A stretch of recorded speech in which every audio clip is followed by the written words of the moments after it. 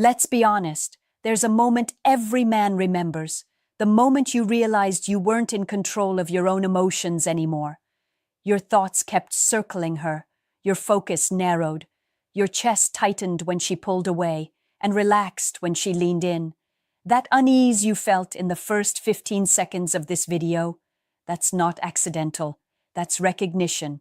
And today, I'm not here to shame you for it. I'm here to explain it, calmly, clearly, and without lies. I'm speaking to you as a woman who understands how attraction actually works beneath the surface. Not the romantic version, not the bitter version, the psychological one. Because control over a man's heart rarely looks like domination. It looks like subtle influence. And the first truth you were never supposed to hear is this: emotional control doesn't come from force. It comes from framing reality. The most powerful psychological lever is not beauty, sex, or words. It's perception. When a woman understands how to shape the emotional environment around a man, his nervous system starts responding before his logic ever wakes up. He doesn't feel controlled. He feels drawn, compelled, invested. One of the earliest and strongest mechanisms is emotional pacing. When affection arrives in waves instead of floods, your brain starts working overtime to predict it. Predictive brains attach faster. Inconsistent warmth doesn't feel unsafe at first. It feels exciting. Your mind interprets it as depth, mystery, chemistry. Dopamine spikes, not when pleasure is constant, but when it's uncertain. This isn't cruelty. It's conditioning. And most men mistake the chemical rush for connection. Another lever is validation timing. Notice how impactful a single sentence can feel when it arrives after doubt. A look of approval after silence can outweigh 10 compliments given freely. Your heart learns that her acceptance is valuable because it's not guaranteed. When approval feels earned, it feels meaningful, and meaning is addictive. Then there's emotional mirroring. When a woman reflects your values, your humor, your wounds, just enough, you don't feel understood. You feel seen. That's deeper. Seeing activates identity bonding. Your brain starts categorizing her as safe to attach to. You don't question it because it feels natural, but what's happening is resonance. And resonance builds trust faster than time ever could. Here's the uncomfortable part most men resist. None of this works unless you're already open. Control doesn't start with her actions. It starts with your unmet needs, the desire to be chosen, to feel significant, to feel calm in someone's presence. When those needs are activated, influence becomes effortless. And that doesn't make you weak, it makes you human. This is where most advice fails you. It tells you to harden yourself, to shut down, to never care. That advice creates lonely men, not strong ones. Strength comes from awareness, from understanding the game without becoming bitter about it. The moment you can observe these dynamics without resentment is the moment you reclaim your center, not by rejecting connection, but by choosing it consciously. When you recognize how emotional gravity is created, you stop falling blindly into it. This isn't about blaming women. It's about understanding power. And power, when understood, stops being something that happens to you and becomes something you can navigate with clarity. The second psychological lever is scarcity of emotional access, and this is where most men misread intention. Scarcity doesn't mean coldness, it means selectivity. When a woman doesn't immediately grant full emotional availability, your mind fills in the gaps. You don't just want her time, you want her inner world. And wanting precedes attachment. Your brain is wired to assign higher value to what isn't always reachable. When her attention is present but not predictable, your emotional radar stays on high alert. You start noticing patterns, reading subtext, interpreting tone. This mental effort deepens investment because effort always creates attachment. The more energy you expend decoding someone, the more important they become to you. Here's the truth few men hear. Emotional access is currency. When it's spent too freely, it loses impact. When it's spent intentionally, it creates gravity. A woman who knows this doesn't chase your emotions. she allows you to approach hers. That shift alone changes the entire dynamic. You don't feel pursued, you feel invited, and invitation is far more powerful than pursuit. Another mechanism is narrative framing. Humans don't fall in love with people, they fall in love with stories. When a woman subtly frames the connection as rare, unexpected, or different from the past, your brain starts protecting it. You're no longer just dating. You're preserving a storyline where you matter. That's why phrases like, "I don't usually feel this way," or "this surprised me" land so deeply. They don't inflate your ego, they anchor your role. Then there's emotional contrast, calm followed by intensity, distance followed by closeness. When emotions oscillate within a safe range, the bond strengthens. Your nervous system learns that she is both stimulating and grounding. That combination is dangerous, in the most intoxicating way. It mimics early attachment patterns from childhood, where unpredictability was paired with care. You don't consciously recognize it, but your body remembers. Another overlooked lever is silence. Silence isn't absence, it's space, and space allows projection. When she doesn't immediately fill every gap with reassurance, your mind fills it instead. You replay conversations, you analyze moments, you attach meaning. Silence gives your emotions room to echo, and echoes feel profound. Let me be clear. This isn't manipulation in the cartoonish sense. It's emotional intelligence applied asymmetrically. The danger arises when you don't realize what's happening and surrender your agency completely. When your self-worth starts sinking to her responses, when your mood follows her availability, that's when influence becomes control. The antidote isn't withdrawal, it's grounding. Men who maintain internal stability don't lose themselves in emotional scarcity. They remain curious without becoming dependent. They can enjoy depth without drowning in it. And here's the part that recenters everything. These dynamics only overpower men who outsource their sense of meaning. When your life is empty of direction, romance becomes a substitute purpose. But when your life is full, connection becomes a complement, not a crutch. Awareness doesn't make you immune to attraction, it makes you sovereign within it. You can feel deeply without losing your footing. You can appreciate influence without surrendering autonomy. And once you understand how emotional access shapes attachment, you stop begging for closeness and start choosing it on your terms. The third psychological mechanism is expectation shaping, and this is where a man's heart quietly rearranges itself without him noticing. Expectations don't control behavior directly, they control interpretation.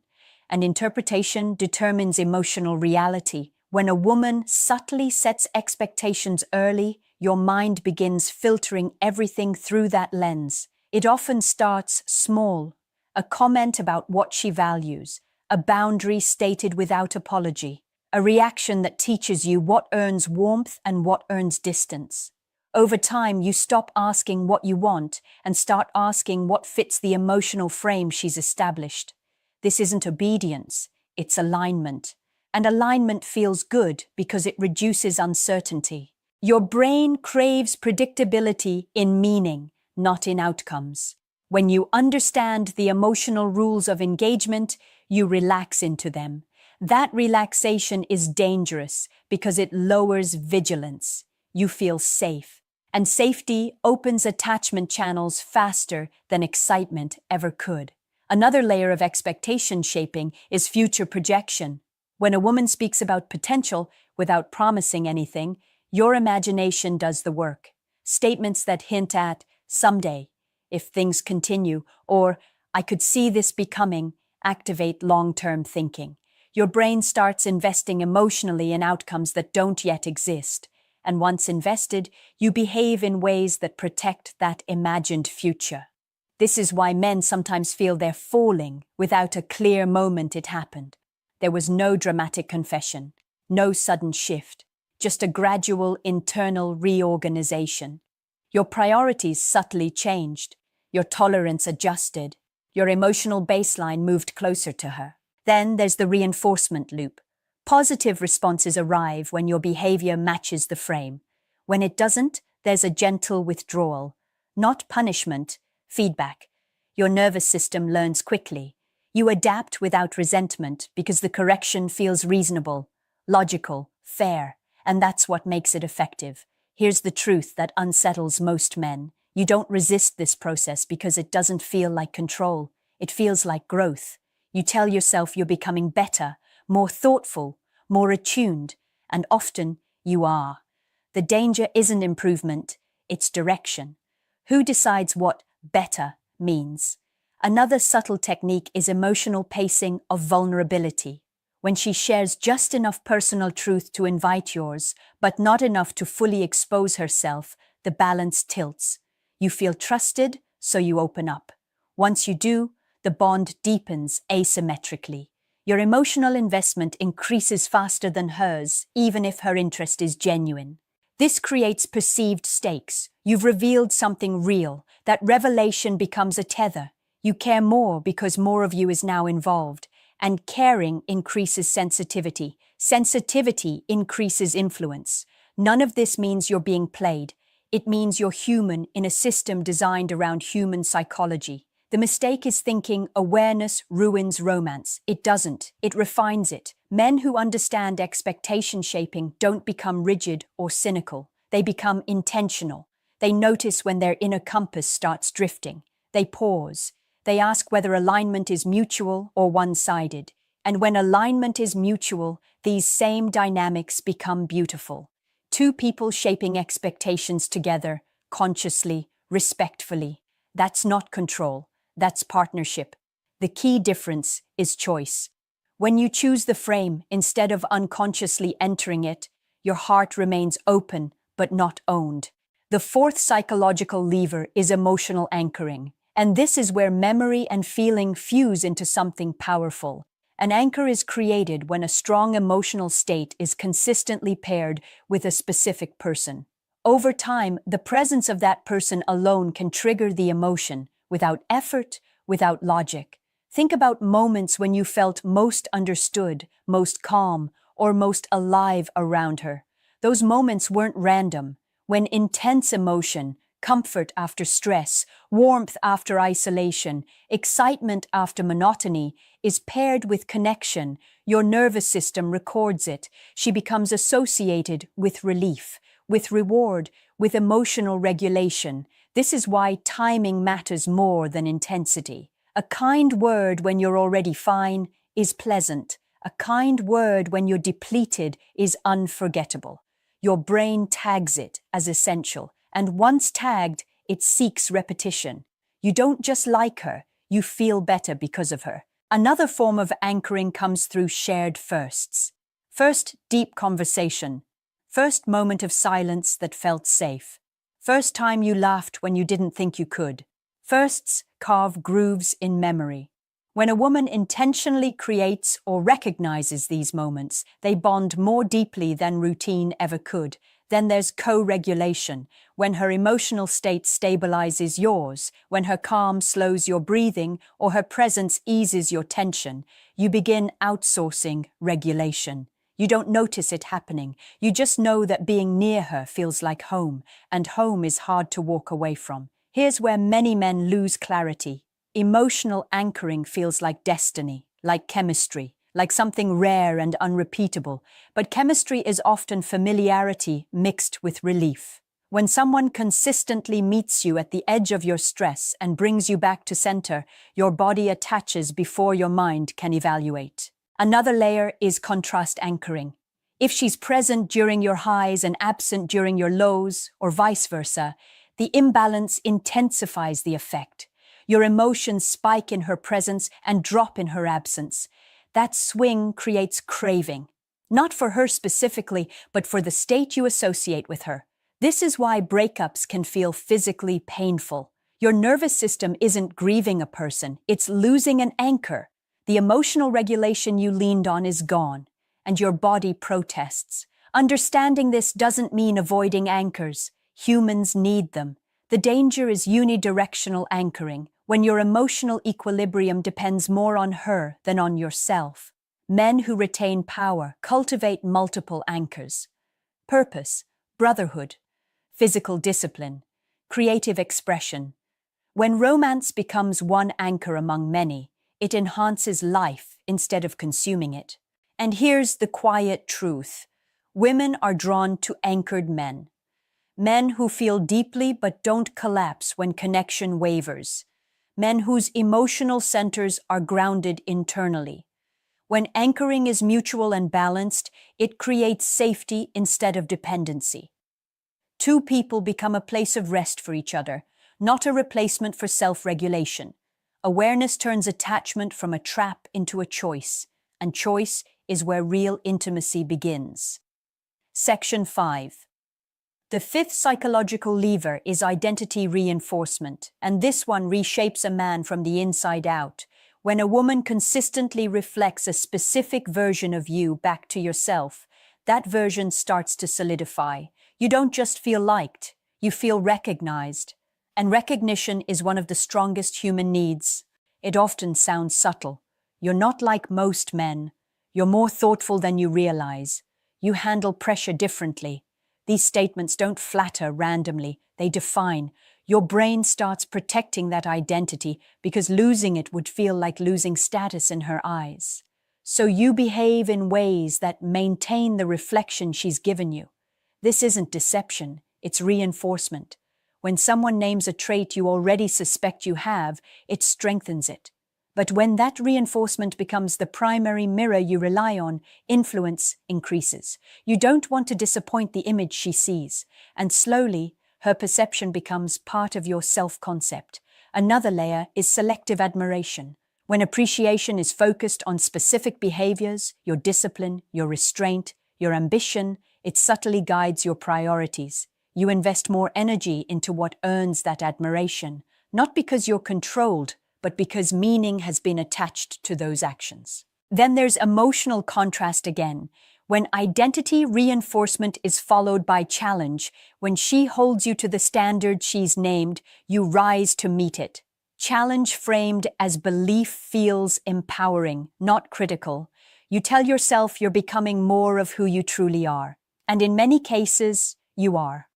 The risk appears when the reinforced identity is contingent, when approval depends on maintaining the role, when deviation threatens connection. That's when self-expression narrows. You start editing yourself to preserve the bond, and editing erodes authenticity. Here's the grounding truth. The strongest men integrate identity feedback without outsourcing identity creation.